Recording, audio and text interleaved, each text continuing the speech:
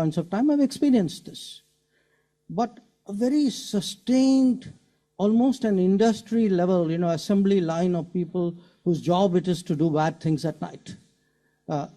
To produce this with the intent of pressurizing your neighbor becomes a real challenge. आपके जो हालात हैं, आपको इस वक्त दुनिया के अंदर जिस तरीके से आपके पासपोर्ट को लीस्ट प्रायोरिटी के ऊपर रखा जाता है किसी भी मुल्क में जाने के लिए, आपका बिजनेसमैन वहाँ ट्रैवल नहीं कर सकता कि वो वहाँ ट्रैवल करके जाए, अपनी प्रोडक्ट्स को शोकेस करे या 10 चीज़ें करे। ठीक है, अगर इंडिया के साथ हमारी दुश्मनी खत्म हो जाएगी, एक इशू सॉल्व हो जाएगा, ठीक है, तो फिर फौज को पैसे कहाँ से मिलेंगे? तो डार साहब कह रहे हैं कि इंडिया से कारोबार करना है, अब हमारा कारोबार का दिल कर पड़ा है। पहले हमारा दिल था लड़ाई करने का, हम दोपहर को खड़े हो जाते थे इधर कॉन्स्टिट्यूशन एवेन्यू पे और इंडिया को गालियां निकालते थे। अब हमें नहीं, अब हमसे कारोबार करना है। एस्टैब्लिशमेंट यानी कि दारा ये चाहता है कि भाई कश्मीर उन्हें दे दे, लेकिन आप कह रहे हैं कि वो देखिए इसी नाम पे तो आज तक वो पैसे कमा रहे हैं।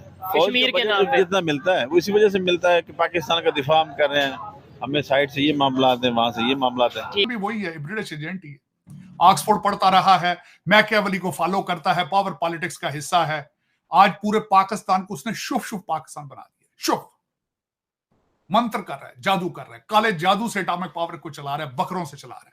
कि बिलियंस ऑफ डॉलर की ट्रेड का हमारे पास चांस मौजूद है और गैप मौजूद है, आप वो नहीं खोल रहे। जो आपके पास हो रहा है, जिसके अंदर आपको बैठे बिठाए आपको पैसे मिल रहे हैं, जो कि आपके लिए एक बहुत अच्छा फ्रूटफुल एक पॉइंट हो सकता है। 5 बच्चे हैं, रोजगार नहीं है, उससे अगर ये पूछा जाए आटा चाहिए बच्चों का पेट के लिए, रोटी चाहिए या आपको कश्मीर चाहिए, वो क्या जवाब देगा? ऑब्वियसली कहेगा रोटी चाहिए। हाँ, ताड़ साहब इंडिया एडा ही वेला है, इंडिया को क्यों नहीं रीड कर रहे?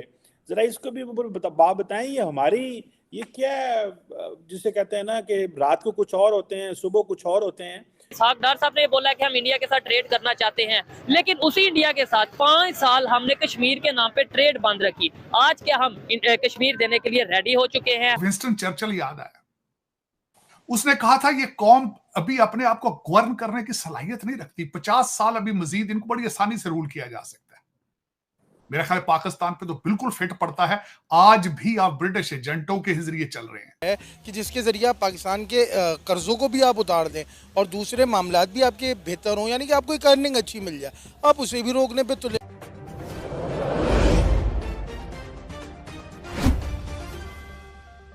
भी वही है, ब्रिटिश एजेंट ही ऑक्सफोर्ड पढ़ता रहा है, मैकियावेली को फॉलो करता है, पावर पॉलिटिक्स का हिस्सा है। आज पूरे पाकिस्तान को उसने शुभ पाकिस्तान बना दिया।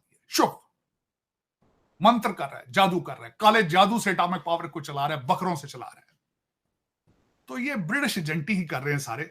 दूसरे मैंने आपको कहा था सीएसएस के अफसरान, जूनियर ब्रिटिश एजेंट्स, वो तैयार हो रहे हैं चीजन से।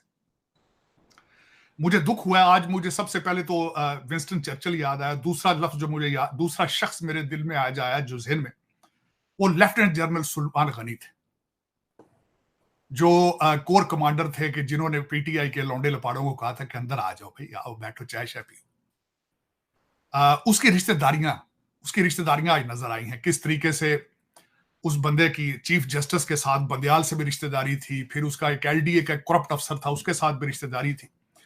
और फिर मैंने इस केस को पूरा आज पढ़ा है कि ये केस एक दिन का नहीं है। आज सारी अखबारें, सारे चैनल आप इस पे तबसरे कर रहे हैं और बार बार ये कह रहे हैं। लोगों ने अहद चीमा का भी आज लिया है, कमेंट लिए। उसने कहा जी परमानेंट हम बनाना चाहते थे कि बच्चों को छुट्टियां दी जाएं, सीएसएस अफसरान के बच्चों को अकोमोडेट करने के लिए परमानेंट पॉलिसी हम चाहते थे, अब उन्होंने बना दी है 3 साल की छुट्टी। चीमा साहब 2022 से ये केस शुरू हुआ था। चीमा साहब की मिसेज भी सीएसएस अफसर है, जो कि कानून मोरालिटी से अबव है। उन पे किसी कानून, किसी पॉलिसी का इतलाक उन पे नहीं होता। तो आज एक बेहतरीन मिसाल है, पाकिस्तान की तबाही की सारी वजूहात इस केस के अंदर मौजूद है।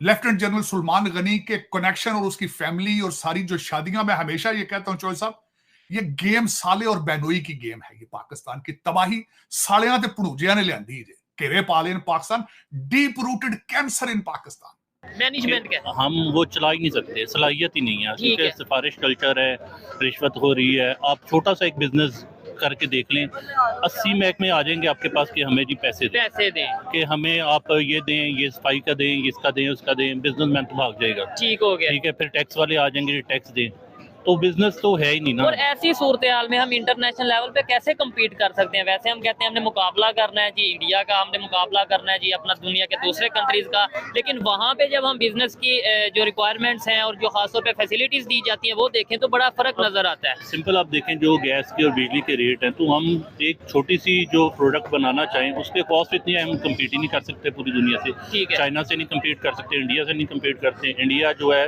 वो मैन्युफैक्चरिंग कर रहा है हर चीज़ की, बसें, गाड़ियाँ, जहाज, हर चीज़ मैन्युफैक्चरिंग कर रहा है। हम किस चीज़ की मैन्युफैक्चरिंग? सर मैंने यूएई का मेरा एक विजिट था छोटा सा, वहाँ पे देखा बाइक्स मेड इन इंडिया, बस जो मेड इन इंडिया, मैं तो देख के हैरान हुआ। ये चीजें हमारा मीडिया क्यों नहीं बताता कि यार हम जिससे मुकाबले की बात करते हैं वो दुनिया को चीजें प्रोवाइड कर रहा है और हम और बड़ी बात सर, इंडिया से यूएई पानी जाने वाला है, बदले में वो तेल लेंगे, ऑयल लेंगे और वहाँ से पानी जाएगा। ये क्या हैरत। आप देखें कि हमारी सिचुएशन जो है, हमारे नेबर्स देखें, ईरान, उसके साथ वॉर चल रही है, अफगानिस्तान के साथ वॉर चल रही है, इंडिया के साथ वॉर चल रही है, अंदर मुल्क के अंदर वॉर चल रही है। ठीक है, हर तरफ से पॉलिटिकली भी वॉर है, तो वो जब तक हालात ठीक नहीं होंगे ट्रेड तो के साथ। और ऐसी सूरत हाल में जब चारों तरफ, चाइना भी इतना कुछ खास खुश नहीं आजकल हमसे, ये जो अंदर की मतलब खबरें हैं, मैं गलत भी हूँ, लेकिन ऐसी सूरत हाल में हम कहते हैं हमने कश्मीर लेना है, ऐसी सूरत हाल में हम कहते हैं जी कश्मीर बनेगा पाकिस्तान। उनके डिफेंस मिनिस्टर ने ये स्टेटमेंट दी है, आप उसके ऊपर बल्कि मैं आपसे रिएक्शन लेना चाहूंगा। उन्होंने ये बोला कि हम अब पाकिस्तान से जंग नहीं करेंगे, ना ये हमारी रवायत है कि जंग करना, कब हम किसी के ऊपर अटैक करें।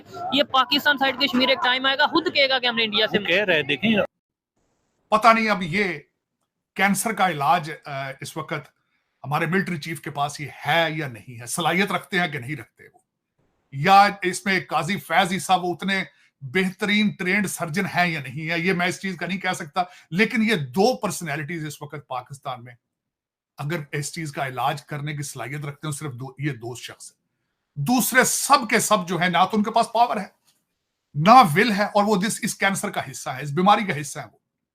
तीसरा, मुझे आज शर्मिंदगी हुई है, आज खासकर मैंने इस चीज का नाम नहीं लेना था, नाउजुबिल्लाह, मुझे लेना भी नहीं चाहिए, लेकिन मजबूरी है। मैं